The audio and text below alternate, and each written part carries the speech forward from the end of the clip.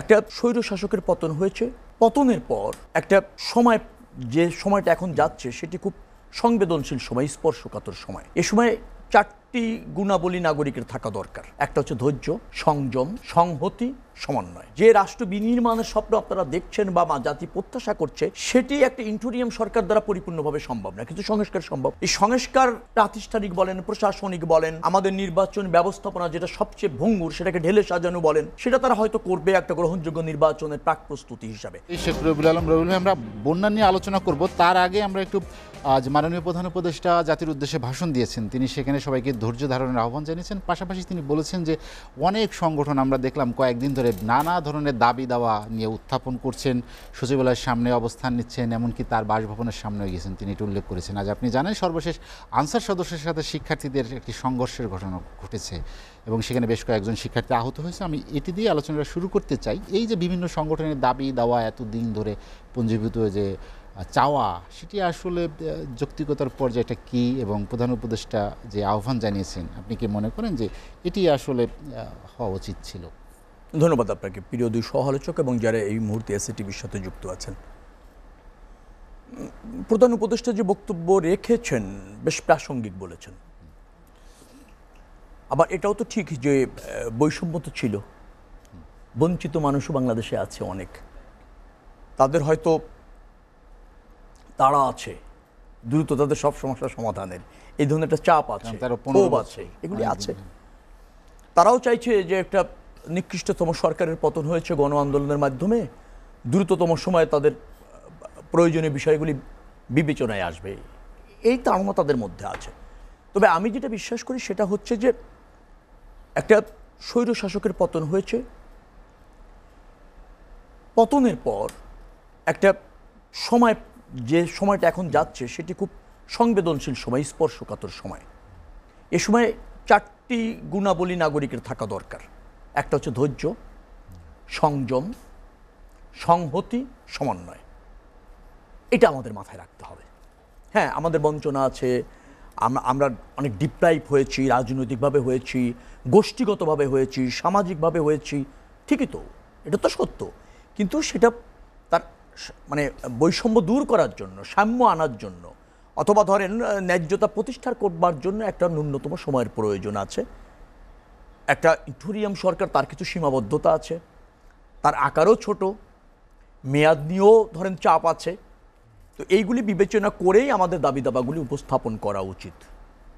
আর এই সরকার যেহেতু একটা নিরপেক্ষ সরকার, তারা ছাত্র জনতা এবং রাজনৈতিক দলের আন্দোলনের সুফলটা প্রতিষ্ঠিত করার অঙ্গীকার নিয়ে আসছে, নিশ্চয়ই তারা কাউকে বঞ্চিত করবে না। জাতির আকাঙ্ক্ষা তারা জানে, সে গণতন্ত্র বলেন, সাম্য বলেন, ন্যায় বিচার বলেন, আমাদের সব নাগরিকের সমান অধিকার বলেন, সে ব্যাপারে তারা কনসার্ন আছে।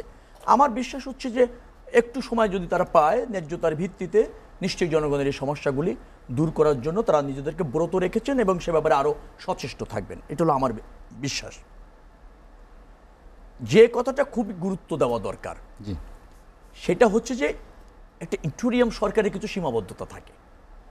যে রাষ্ট্র বিনির্মাণের স্বপ্ন আপনারা দেখছেন বা জাতি প্রত্যাশা করছে, সেটি একটা ইন্টোরিয়াম সরকার দ্বারা পরিপূর্ণভাবে সম্ভব না, কিন্তু সংস্কার সম্ভব। এই সংস্কার প্রাতিষ্ঠানিক বলেন, প্রশাসনিক বলেন, আমাদের নির্বাচন ব্যবস্থাপনা যেটা সবচেয়ে ভঙ্গুর সেটাকে ঢেলে সাজানো বলেন, সেটা তারা হয়তো করবে একটা গ্রহণযোগ্য নির্বাচনের প্রাক প্রস্তুতি হিসাবে।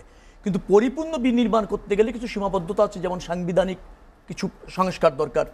আর সাংবিধানিক সংস্কার যদি আপনাকে করতে হয়, একটা কার্যকর পার্লামেন্ট দরকার। রাষ্ট্রের 3টি বিভাগের শাসন বিভাগের কাজটা হয়তো ইন্টোরিয়াম সরকার করছে, আইন বিভাগ অনুপস্থিত, আচ্ছা বিচার বিভাগে জরাজীর্ণ অবস্থা আছে। তো এই কাজগুলি যদি আপনি, যে সংস্কার আমরা চাচ্ছি সেটা পরিপূর্ণ যদি হতে হয়, সেটা একটা নির্বাচিত রাজনৈতিক দলের সরকার হতে হয়। সেটি ছাড়া কিন্তু 3টি বিভাগ সক্রিয় থাকা ছাড়া, অর্থাৎ শাসন বিভাগ, বিচার বিভাগ, আইন বিভাগ স্বতন্ত্রভাবে সক্রিয় থাকা ছাড়া কিন্তু পরিপূর্ণ সংস্কার সম্ভব না। অথবা আমাদের এই দাবিগুলির ক্ষেত্রে আমরা যেন সজাগ থাকি, সচেতন থাকি, অবাধ যাতে না হয়ে যায়, স্বেচ্ছাচারিতা যেন দাবির ক্ষেত্রে চলে না আসে। অর্থাৎ আপনি দাবি করতে গিয়ে যেন শৃঙ্খলা ভঙ্গ আমরা না করি, কারণ ইতিমধ্যে অনেক রক্ত, অনেক ত্যাগ, অনেক সংগ্রামের ফলে প্রায় 17 বছরের কাছাকাছি একটা জালিম সরকারের পতন হয়েছে, তাই তো? সেই অর্জন যেন আবার আমরা এই ক্ষুদ্র স্বার্থ বিবেচনা করতে গিয়ে নষ্ট না করে ফেলি। এই জন্য আমাদের সমন্বয় দরকার, সংযম দরকার। রবি, আপনি আরেকটি বিষয় বলছেন যে মাননীয় প্রধান উপদেষ্টাও তার ভাষণে বলেছেন মেয়াদের বিষয়ে। তিনি বলছেন যে জনগণ যখন বলবে তখনই মেয়াদ শেষ।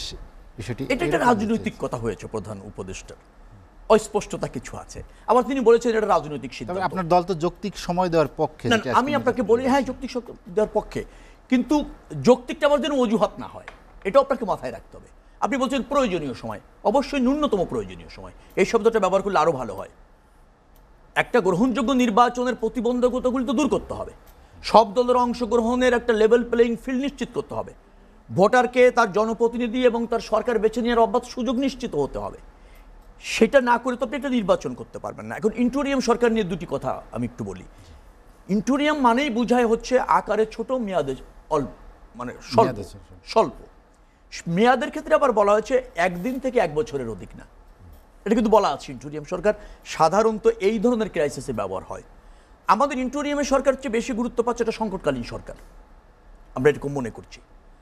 আবার ধরেন সরকারটি যদি আপনি ইসের মধ্যে ফেলতে যান, কোনো রাজনৈতিক গ্রামারের মধ্যে ফেলতে চান, সাংবিধানিক কতটুকু করে পারমিট করে, আবার গণ অভ্যুত্থানের ফলে যে সরকার হয় সেটা কতটুকু পারমিট করে, সে জায়গায় কিন্তু বেশ কিছু আছে, মানে অসামঞ্জস্য আছে।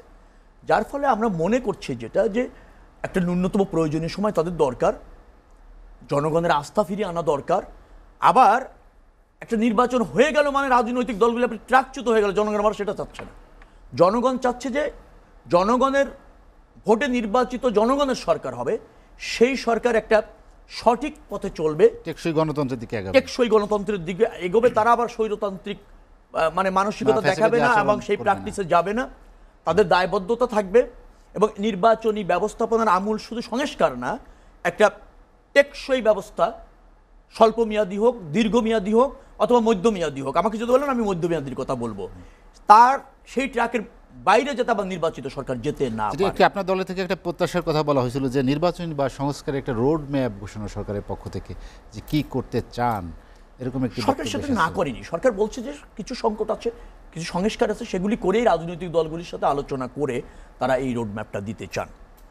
তো আজকে তো উনি বলেছেন যে আমরা কতদিন থাকবো, এটা কতদিন আমাদের আপনারা বিদায় দেবেন। তো আমাদের বিদায় দেবেন মানে কি? আসলে জনগণের তো একটা হচ্ছে ম্যান্ডেট নিয়ে প্রতিনিধিত্ব করে রাজনৈতিক দল ক্ষমতায় গিয়ে, আর একটা হচ্ছে জনগণের কাছে থেকে রাজনৈতিক দলগুলি জনগণের প্রতিনিধিত্ব করে। জনগণ তো বিচ্ছিন্নভাবে ফাংশন করে না, করে। ধরেন সব রাজনৈতিক দল তো মেজরিটি জনগণের নেতৃত্ব দেয়।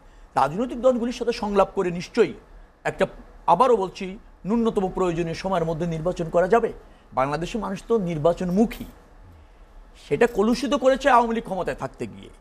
কিন্তু মানুষ তো সজাগ সচেতন, কোন দলটি বা কোন জনপ্রতিনিধিকে তারা বেছে নেবে তারা ভালো জানে। 91, 96, 2001, 2008 তারা করেছে। অতএব সে ব্যাপারে কনসার্ন আপনাকে করতে হবে না, আপনার পথটাকে সুগম করতে হবে, মসৃণ করতে হবে, যাতে জনগণ উদ্বুদ্ধ হয় এবং জনগণ একটা অবাধ একটা সুযোগ পায় তার পছন্দের জনপ্রতিনিধি এবং সরকার বেছে নিতে। এবং সেটা আমাদের সবাই জানে, উপদেষ্টা যারা আছেন তারাও জানেন, তারা বিজ্ঞ, তাদের দেশপ্রেম আছে, তাদের ধরেন যেটাকে বলা হয় গ্রহণযোগ্যতা আছে এবং তাদের নিরপেক্ষতা আছে। কাজটি খুব কঠিন না যদি তারা আন্তরিক হন এবং আমাদের সহযোগিতা যদি থাকে। তবে কাজটা আবার চ্যালেঞ্জিংও হবে যদি আমাদের মধ্যে অনৈক্য থাকে, বিভাজন থাকে, ক্ষুদ্র স্বার্থ নিয়ে যদি আমরা সোচ্চার থাকি। আমাদের গণতন্ত্র ভোটাধিকার এর চেয়ে ন্যায্য আর কিছু নাই, এর চেয়ে ন্যায্য একটা রাষ্ট্রের মানে আর কোনো কিছু নাই জনগণের কাছে। সেটাই যেন আমাদের মূল প্রতিপাদ্য বিষয় হয়, সেখানে আমি মনোযোগ দিতে চাই।